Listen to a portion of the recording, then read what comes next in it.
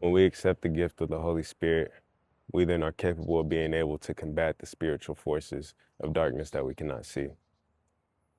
When we are faced with temptation after accepting the Holy Spirit and given the wisdom to combat these spiritual forces, we must understand that each and every single time we indulge in such things, every time we indulge in sin, we are calling that our God. We are idolizing that above God. We are putting ourselves in the crossfires of eternal damnation each and every single time we choose to not endure, to not suffer for the name of Christ. I want to go to Revelation 2:10. Be faithful until death, and I will give you the crown of life, says Jesus himself. This life is so short. This life is so fleeting. But eternity, we must have this constant reminder of eternity forever. Will you be willing to sacrifice your eternity for 5 minutes of pleasure and feel empty in the end? Or will you be willing to endure? Allow the temptation to be there. Allow it to be there. Go to war with yourself on the inside. Struggle and endure for the name of Christ to receive the crown of life and to put it at the feet of Christ himself. We must reflect and continue to check the conditions of our hearts. Who is it? What is it that we are exalting above God?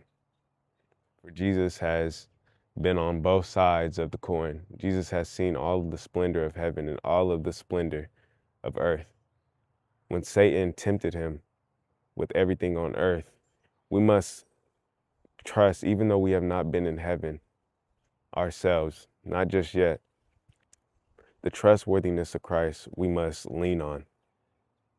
He essentially is saying that heaven, not essentially, he is saying heaven is way better than everything that you can accumulate on this earth. We must trust that Christ knows what he is talking about. When we accept the teachings of Christ and allow his teachings to be engraved on our hearts, we experience what it is that he talked about. We experience what it is that the apostles talked about. The fruits of the Spirit, peace, love, happiness, joy, beyond all understanding. Just that in itself is more than enough to trust the fact that Christ knows what he is talking about and to endure until the end, because we will be rewarded. When temptation is present in our life, in that very moment we're convinced nothing can be greater than what it is our flesh is craving. Though when we compare our temptations to the temptation of Christ, we have hope in his living testimony. The adversity we face in this life cannot hold a candle to what Jesus faced.